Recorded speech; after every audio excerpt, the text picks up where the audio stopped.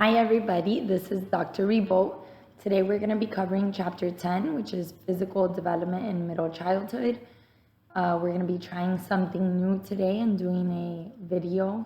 What you can do is play my video along with your PowerPoint and follow along, or follow along with your textbook. Either way is fine. This chapter is very important because it talks about physical growth in the years of ages 7 through 12. Now, if you think about this, this is really the elementary school years. Middle childhood some textbooks say it's ages 7 to 11, others say 7 to 12, but it really is those elementary school years. So even though development has slowed down a little bit in terms of how rapidly it was before when the child was in preschool and in infancy, now it's a little bit slower, but a lot is still going on, especially when we talk about cognitive development and neural development of the brain. So following along with your textbook, this is the one age that we start to see girls will actually be taller and outweigh boys. And one of the reasons why they take the lead is because they develop earlier than boys. So when adolescence comes along, boys will then outweigh girls and outgrow them. So physical problems at this age, we know that weight is a big issue, BMI is a big issue. Asthma is starting to decrease, usually by the age of 7. They don't even diagnose asthma because it's so common in young children. Allergies, asthma, all of that. So what we do see in this age are genetic disorders appearing more in terms of physical issues. So if the child was born with a disorder, then we start to see around the elementary school years, this disorder is really going to separate the children who had genetic issues versus those who had developmental issues. I'll explain in a second. As we know, nature and nurture both contribute to development, and this is going to be at every age. When we're talking about obesity, as I mentioned in our previous exam, genetics play a role, nutrition plays a role, easy access to cheap foods such as McDonald's, Pizza Hut, Taco Bell, all of those types of inexpensive foods are easy to get. and they're, obviously more unhealthy. Food that is healthy is a lot more expensive and it's harder to get. Another big issue that happens at this age is physical fitness. So unfortunately, with the rise of technology, we have seen a huge shift toward sedentary lifestyles, which means more and more kids are in front of a computer, in front of their TV, playing video games, and not outside playing sports, getting vitamin D, swimming, doing exercise. Okay, so in terms of physical fitness, that's really all you need to know at this age. I'm a huge proponent for sports. I believe that after-school activities or extracurricular activities are extremely beneficial, not only for physical reasons, but for social-emotional reasons as well. They teach time management, discipline, hard work, perseverance. They teach children to maintain a routine and a schedule, and also how to play in a cooperative manner. So team sports are one way to really help with physical fitness. Individual sports as well, horseback riding, gymnastics, wrestling, swimming, those are all examples of sports that children start at a young age. If you recall from the last chapter, I also talked about experience dependent versus experience expectant skills. So when we dive into social emotional development in middle childhood, we're going to start to see that at this age, children are really finding their niche. So if they do get involved in a sport when they're young, even in the preschool years, let's say you find your thing, it could be gymnastics or dance or BMX or wrestling, whatever sport that child starts to pursue at a very young age, it's really going to determine his identity during these elementary school years. So what happens is, as they start to enter Erik Erikson's next stage, which we'll talk about in chapter 12, This is the stage now of industry versus inferiority. And that's a stage where they really start to realize what they're good at and what they're not good at. So the children who were learning those things in preschool or even, first grade, kindergarten, they will realize, oh, wow, I'm really good at this in comparison to all their peers, right? So not only does it help physical development, sports really help with the social emotional development of a child's identity as well. Okay, so let's talk about the brain. One of the big reasons I wanted to do this video was to really explain the difference between plasticity, or what we call neuroplasticity in terms of the brain, and vulnerability. I have talked about this a little bit in class, but I want you to really follow along with your textbook if you can. This is on page 306. Okay, so as I've mentioned time and time again, we know that the prefrontal cortex doesn't begin to develop until later in the preschool years.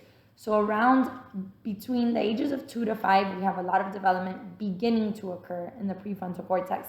By the time a child is 5, they're perfectly capable of understanding empathy. They're beginning to have theory of mind. But this part of the brain will not fully develop until the end of adolescence. So really into our early 20s. If you see in the chart on page 306, you can see how it really is the last thing to develop. Now, what does this mean in terms of the social emotional development of a child? Well, as you know, this part of the brain controls inhibition. Inhibition makes you hold back from being an animal, from really what separates us from the rest of the animal kingdom, like I've said time and time again. Other parts of the brain that are also developing are our parietal and temporal cortices and our sensory motor cortex. So we are really becoming better at motor skills as we get older. Even though we see that the sensory motor cortex, as you can see in your chart, it's almost done developing towards the end of preschool.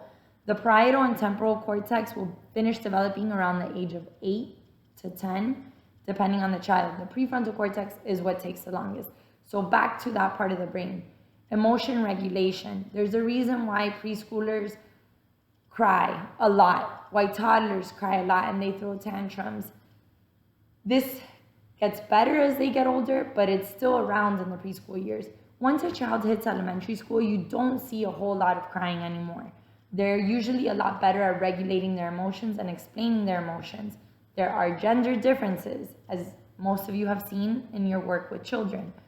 Of course, experience-dependent synapse formation means that depending how the child is being brought up, how they're being taught to regulate their emotions, all of that is going to make a huge difference. Okay, so let's talk again about neuroplasticity versus vulnerability.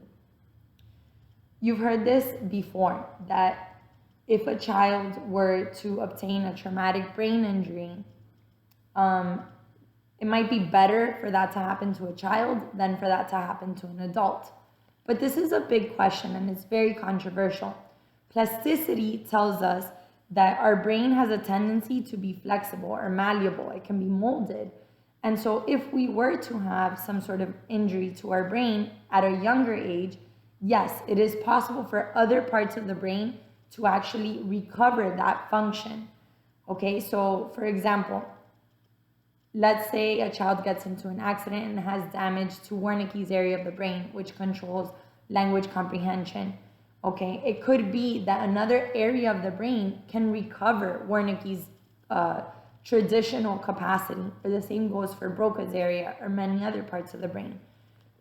Some rare cases have even shown us that children who have had like lesions to the left hemisphere of the brain, they have found over time that areas of the right hemisphere can actually recover what the left hemisphere traditionally does. So our brain is capable of so much stuff that we don't even know about. And the reason we don't know is because, number one, everybody's different, everybody's brain is different, but also because it's virtually impossible to test this. We would literally have to give a traumatic brain injury to every single person in the world to see what their brain is capable of. And that's not ethical. So we don't do that. Okay, so if our brains are plastic when we're young, why would it be a bad thing for a child to get a traumatic brain injury? Well, obviously, these types of injuries are never good. whether you're a baby, a middle childhood age child, or an adult. As we get older, plasticity does decline, okay? And that's why they call it a sensitive period or a window of opportunity. Certain things, for example, language, like we discussed in class, gets harder to acquire as you get older. This has a lot to do with synaptic pruning, right? If you do not use it, you lose it. And it has to do with the fact that development is occurring at a very rapid rate when we're young, and then it slows down as we get older, with less and less development happening into adulthood. Once you're an adult, your brain is developed. Really, the only thing that happens from that point forward, especially into late adulthood, is going to be decline. So during adulthood, the majority of what we're doing is trying to preserve our brain and learn more. So we're increasing our crystallized intelligence at that point, which is our knowledge. Okay, and that is perfectly reasonable at that point. And I'm talking about this in terms of all the development that we have talked about thus far in class. Okay, so again, what is vulnerability? Vulnerability means that when a child's brain is not fully developed, an injury can actually be detrimental to them. For example, I'm going to give a very common example that happens a lot, unfortunately, in society today. Smoking marijuana, right? Our brains, our prefrontal cortices are not fully developed at that age. We know that one of the first things, not only marijuana, alcohol, one of the major things that alcohol and marijuana affect is the prefrontal cortex. So when you are under the influence of these drugs, your prefrontal cortex is shutting down, meaning inhibition goes out the window, judgment goes out the window, ability to make decisions, and speed of processing. In the case of marijuana, it is significantly slowed down when a person is under the effect of drugs. So what happens if, let's say, a 14, 15, 16, 17-year-old does this repeatedly? Will that area of the brain ever develop to the extent that it was supposed to develop? The answer is no, it won't. And the same will go, guys, for really any psychotropic medicine or drug that a child is under the effect of at a young age. This is why we need to be so very careful with the types of medications that we give to children. To give you an example, and a lot of times these studies have already been conducted and the medications are super safe, but newer drugs like treatment for ADHD, a lot of times we don't know the long-term effects of this. Some drugs haven't been around long enough to really gauge what would happen 40 years from now to this person's brain when they're older. Excuse me. So, for example, a new study just came out about the drug Montelukast. This is a drug that is used to treat asthma in children. It has been around for a very, very long time. We know that one of the side effects of Montelukast is that it can give children nightmares. It can give adults nightmares. And this was never really seen as a big deal. Now, the FDA just issued the most dangerous warning of all the warnings that exist. And it is that this drug, Montelukast, which is an antihistamine used to treat children, can actually cause depression in adulthood and anxiety and even suicidal ideation. Basically, it has psychological detriments when taken over a long period of time.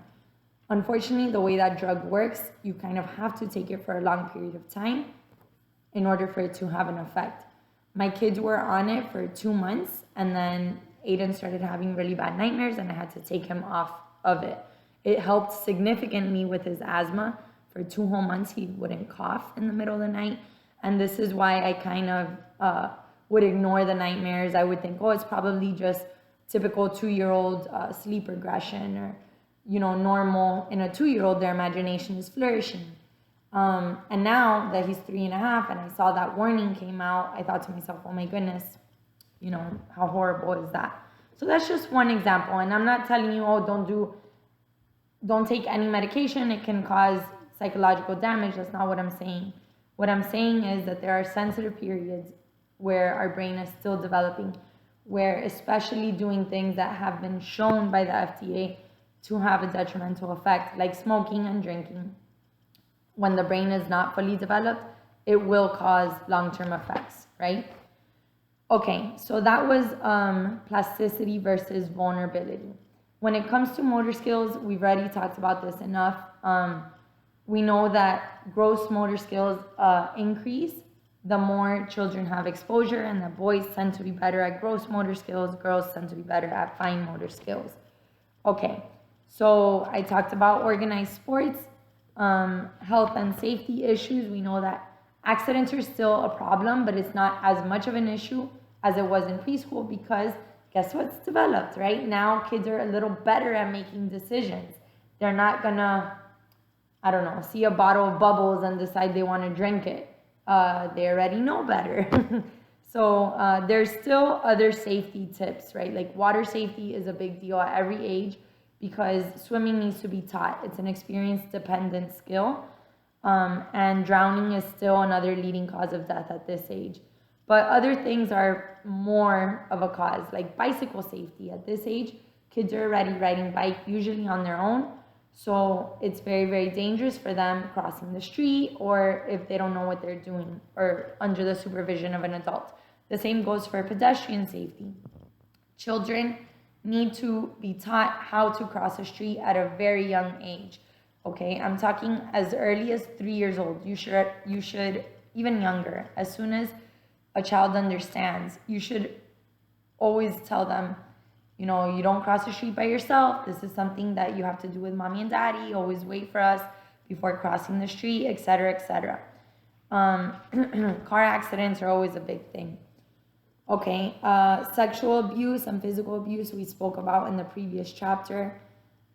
During this age, it's obviously still an issue. Kids are prepubescent, which means they haven't gone through puberty yet. Unfortunately, this makes them more vulnerable to sexual abuse, especially girls, because they're still virgins usually at this age. So it's very, very important for parents to have regular conversations with their children about this, in the sense of educating them.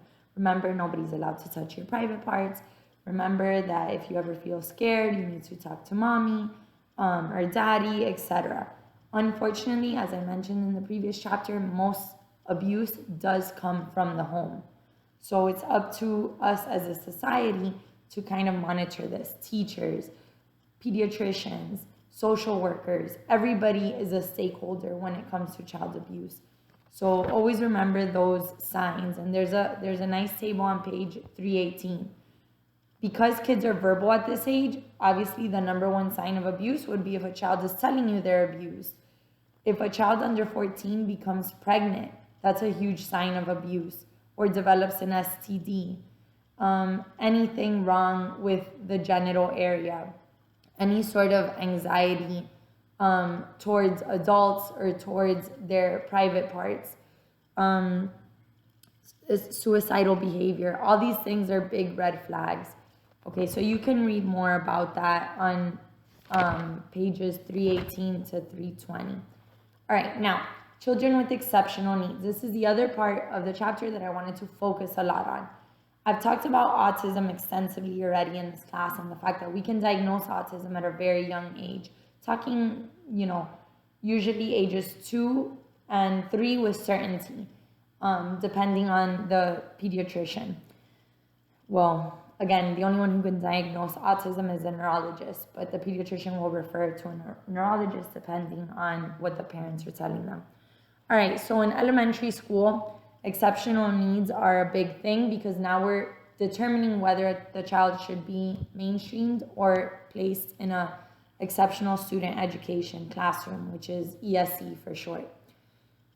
Here we see children with Down syndrome, again, which is a chromosomal abnormality. This is something that they were born with, but at this age, now they'll be placed in a special classroom depending on their IQ or their abilities, because again, most disorders do fall under a spectrum. So just like autism, it's not either you have it or you don't, but rather it's a spectrum of how severe you have it, right? So what we really want to talk about today is ADHD, because I've talked a lot about autism already, but let's go ahead and talk about one of the biggest disorders that happens during elementary, one of the most overdiagnosed, misdiagnosed, and diagnosed, period, disorders, right? And this is attention deficit hyperactivity disorder. Your book talks about 4 different types. So in the past, we used to have ADD, which was just attention deficit disorder with no hyperactivity component.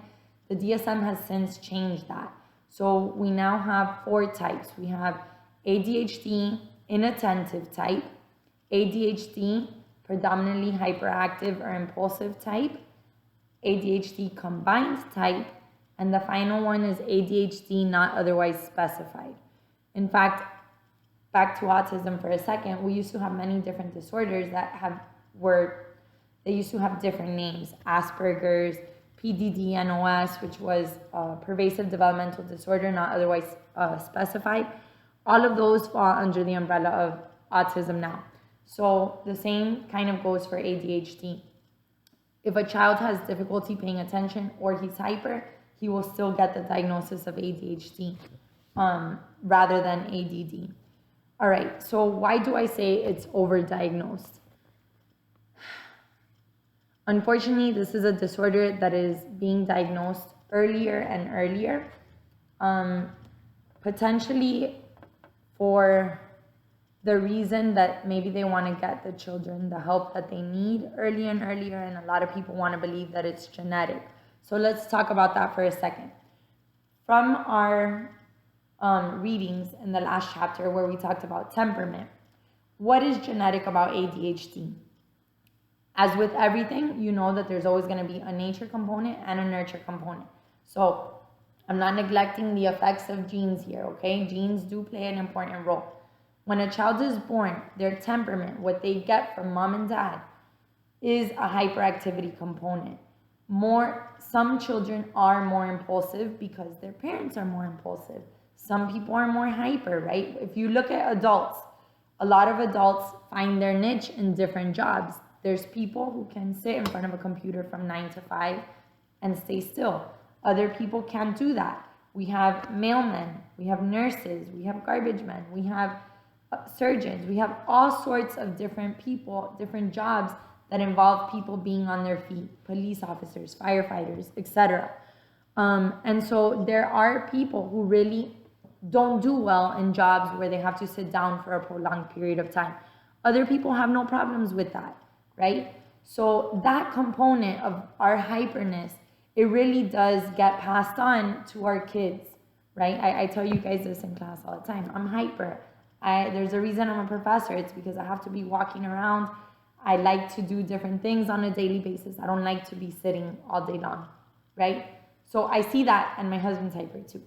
I see that in my kids. They're 3.5 now, but they have difficulty sitting still. Of course, there are gender differences. For those of you who have seen already boys and girls in the classroom, who stay still better? Girls. Of course, girls develop faster than boys. So that's not to say that there aren't girls out there who are hyper, right? A lot of girls have ADHD as well. But on average, we tend to see that it's usually boys who tend to be more hyper than girls in a typical classroom setting, okay? So now we have age come into the mix. We know that there's a genetic component, or a biological component rather, when you look at the fact that ADHD is a childhood disorder that usually gets better as kids get older. But it gets better for various reasons. First of all, during middle childhood and adolescence, kids are required to sit down. When they graduate high school, they're not required to sit down anymore. So there's a huge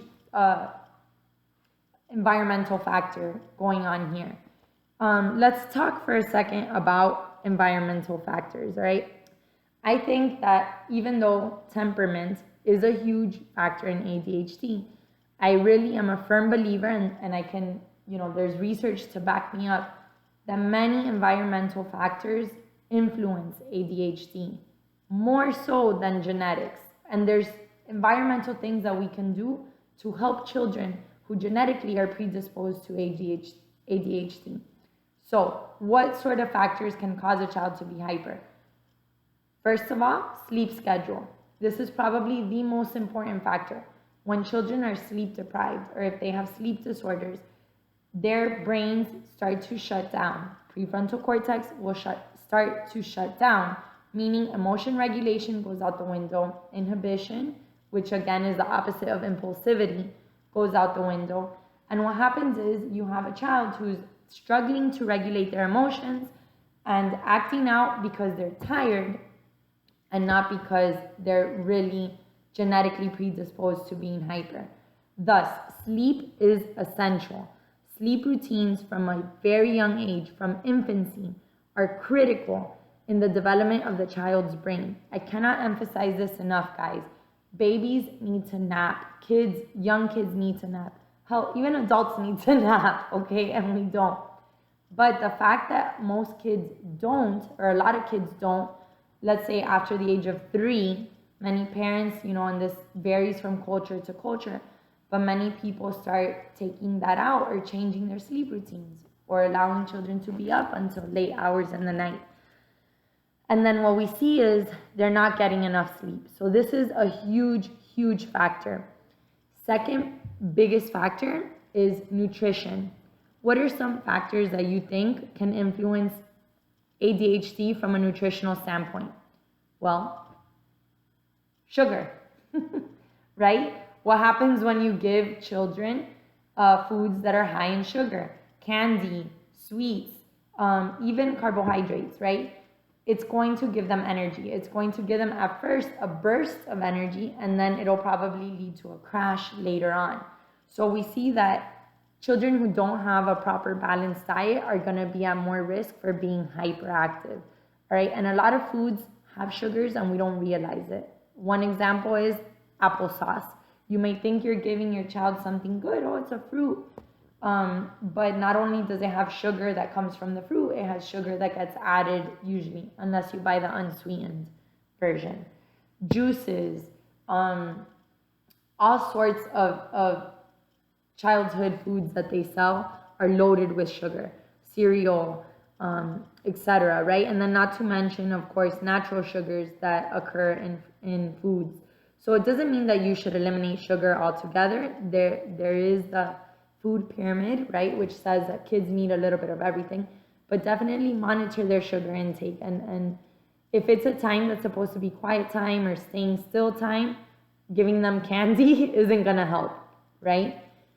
Okay, so we said sleep and diet. Oh, another factor of diet that research has shown can influence hyperactivity is artificial flavors and colors.